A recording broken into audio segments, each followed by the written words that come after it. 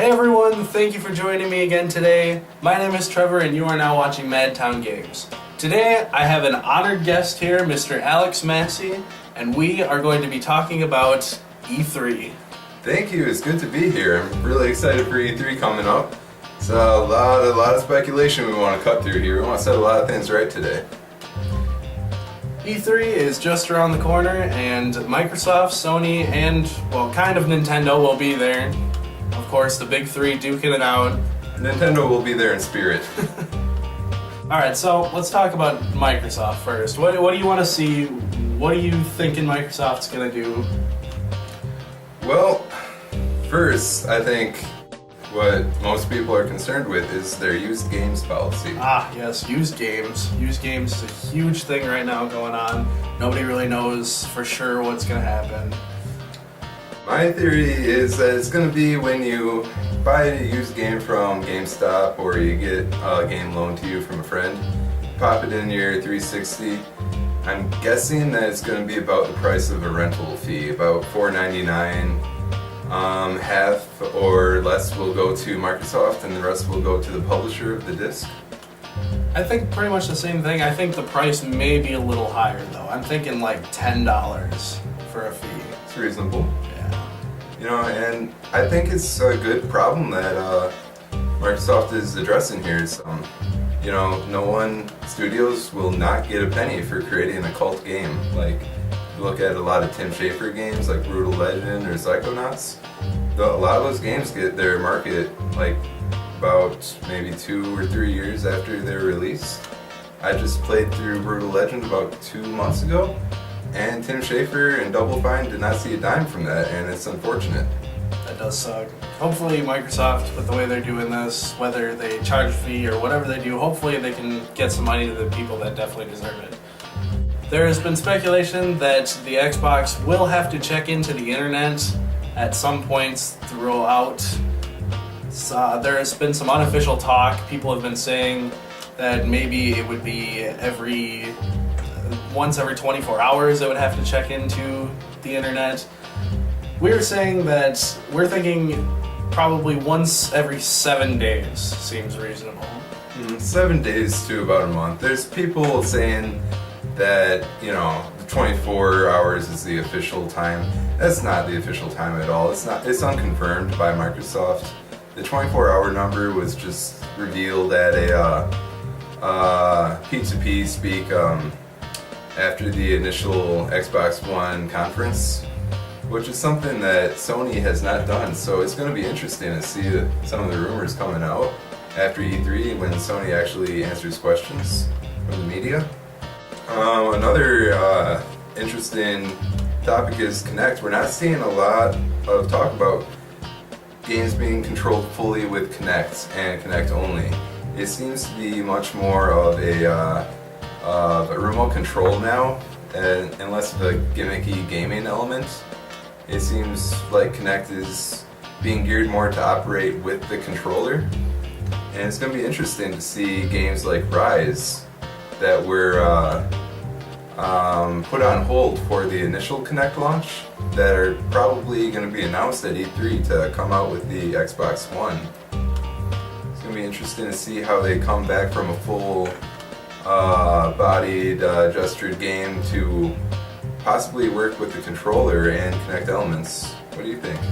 I think that they should probably do more gaming with the Kinect. I think with the abilities of the new Kinect, I think it could definitely provide a good gaming experience as compared to the Kinect now, which, I mean, if you've ever played a Kinect game like Just Dance 4 or something, you can pretty much dance around like an idiot and get perfect scores because it doesn't really recognize that well. But as we saw in the Xbox reveal, it's much better at finding where you are as a person. It can detect your heartbeat. It's absolutely crazy. So I think they could definitely use that to an advantage in gaming now. Yes, it's almost too much. Almost too much. I wanna when I'm playing a dance game, I don't want Kinect to know I'm losing my cool, you know, my heart rate's going up. I want it to look easy. I want to be up there like Michael Jackson, Justin Timberlake, Kinect knows too much. Okay.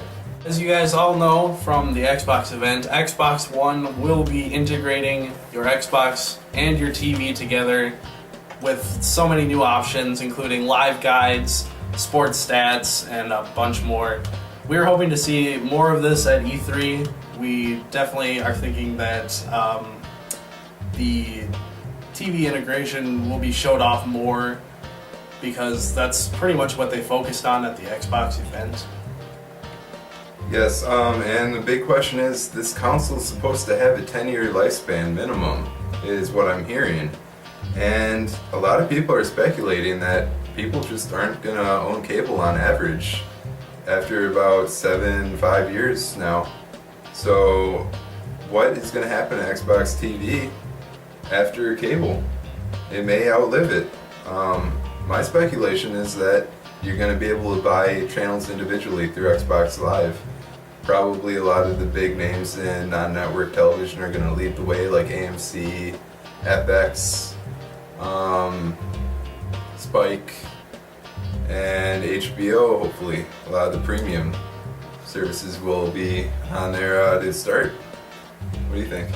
I think eventually, if cable does kind of go out, I think Xbox will offer their own full subscription service like you can get right now through Dish Network or DirecTV, where you can get 100 HD channels for a monthly fee, or you can purchase individual channel subscriptions each month for, like, if you wanted to get AMC or HBO, you could purchase those for $5 a month for each channel.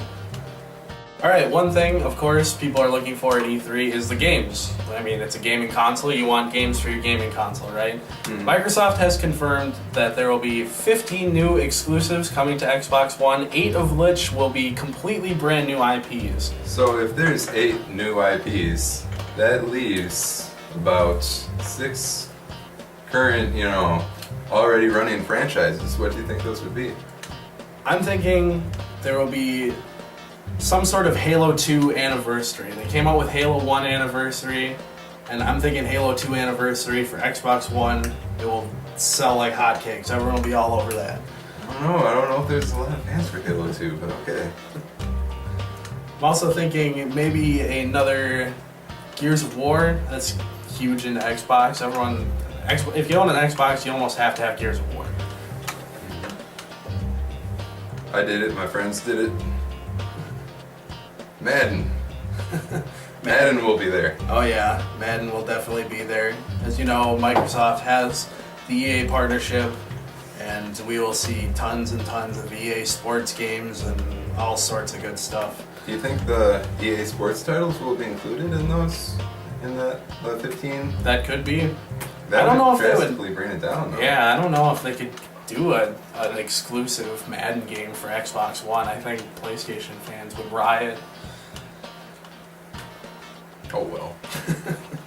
Alright guys, so ultimately it comes down to the price point. What are you willing to pay for the Xbox One at launch? We are thinking, well, I'm personally thinking that there will be 2 different Xboxes at launch. One with a 500 gigabyte hard drive and one with a 1 terabyte hard drive. The 500 gigabyte hard drive will be $349.99 and the 1 terabyte will be $449.99. Yeah, man, I think that the 1 terabyte hard drive is inevitable. It's God, inevitable. It's a fun word.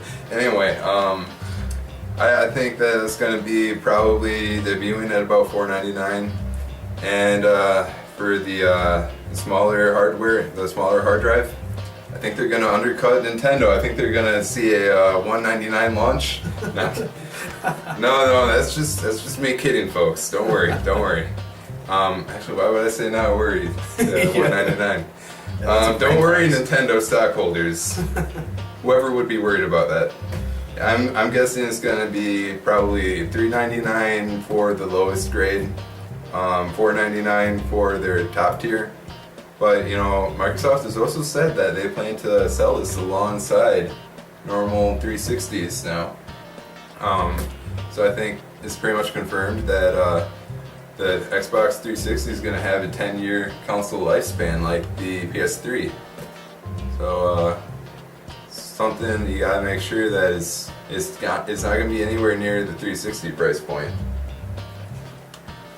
Sony, I don't know what else they have to talk about. They kind of blew their load early here.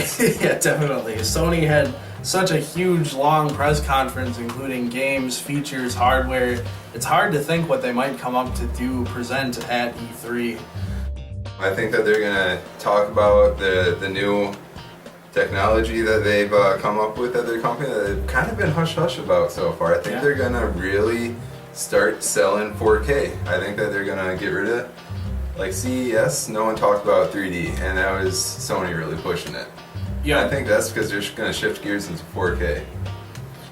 That would be probably very beneficial to Sony to get into the 4K early. I mean, they were the ones that adapted Blu-ray into the PS3 right away, and as you all know, Blu-ray has taken off as Xbox was left with HD DVD, which I don't think any of them even exist anymore. So I think Sony would make the right move adapting to 4K early. I think 4K is the way of the future. You've seen Sony come out with the share button. And at the Microsoft press conference, we kind of saw Microsoft come out with saying, hey, we're going to have a share function as well. Is Sony going to come up with a similar game plan and try to steal Xbox's idea for a cloud drive service to increase the power of the PlayStation 4, like the Microsoft has rumored the Xbox will? I think a cloud service is very beneficial for many reasons. I mean, you can definitely store so many things in the cloud that can help with system performance even, especially with the sharing. If you're on, Twitch or YouTube live streaming, that all goes to the cloud. You don't have to waste any system resources doing that. I think it's a great idea. But can they compete on the same level as Microsoft, do you think? I don't know. Microsoft seems to have their stuff together. I know that Sony has talked about the, what was it called, the Gaikai. It's a cloud gaming service that can stream full console quality games through browsers, Firefox, Chrome, Safari, and Internet Explorer. Okay. Yeah.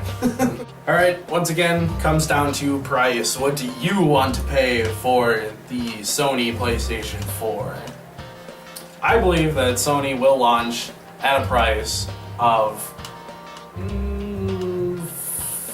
$449.99. Oh man, you really got it down to the cents there, didn't you? Okay, I'm gonna have to say they're a little bit more powerful than the Xbox One, and I think you're gonna have to pay for it. I'm guessing that it could be same price as the PS3 launch. $600. I know a lot of people are saying that they're never going to make that mistake again, but money has inflated in the past 7 years. They could justify it. Yeah, I suppose. Probably could. And people would still buy it. People still bought the PlayStation 3, so. I mean, if you look at money, increasing, with 3% annual inflation, they could get in that. It's a definite possibility. A little bit. I mean, Microsoft has got a little less hardware in there, possibly. Yeah. You're not going to have to pay for that. You'll be paying for the upgrades through Xbox Live, so that's not going to be part of the console cost, I think. Yeah. So, I don't know. It's wild speculation out there when it comes to that price. Nintendo. That's it. We're closing the book. Book of knowledge here. We're doing it live. Doing it live. Alright, so Nintendo will not be making an official appearance at E3. There will be press there talking about what's going on with Nintendo. But Nintendo will be doing one of their Nintendo Directs, I think the day of E3 starting June 11th, I believe. And Nintendo has promised to talk about over 15 new games that are coming to the Wii U and the 3DS. They plan on announcing, I'm pretty sure, speculation-wise, they're going to announce a 3D Mario game, of course. They're going to talk about the new Zelda game and new Mario Kart, and I believe they will also talk about Super Smash Bros. Universe, or whatever they're going to end up calling it. The new Super Smash Bros. game. as far as that goes, they have a couple other games coming out, like the Wonderful 101 that looks pretty decent.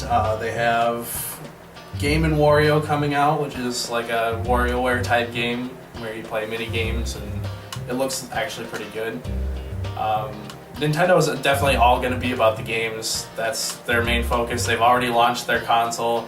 As everyone knows, it's not doing great because they haven't really released any good games for it yet, and they're not advertising it well. So I hope that with this Nintendo Direct coming up, that Nintendo can get some of their games out there, get the hype up, and get people to start buying. Yep. My speculation is Nintendo needs to show that they've been listening to fan feedback. Definitely. I think that they're going to come up with a new IP, something kind of like, you know, what they did with Zombie U. Hopefully it's a better critical success. I'm predicting it's not going to be as many new IPs as Microsoft is rolling out, but I want to see at least three new IPs coming that aren't mini game based. Yeah, no Nintendo definitely. Lands, none of that. Yep, you need full balls to the wall games. I'm guessing they're also going to announce the upgraded Wii U. Really? They've come out with one in the announcement for Japan. Really? They increased the battery life of the power pad from 3 to 5 to, I think, 5 to 8. Still not great, but better. Still, at least that hopefully you're not playing more than 5 hours without eating. Yeah. Or yeah, whatever. I have the Wii U and the gamepad.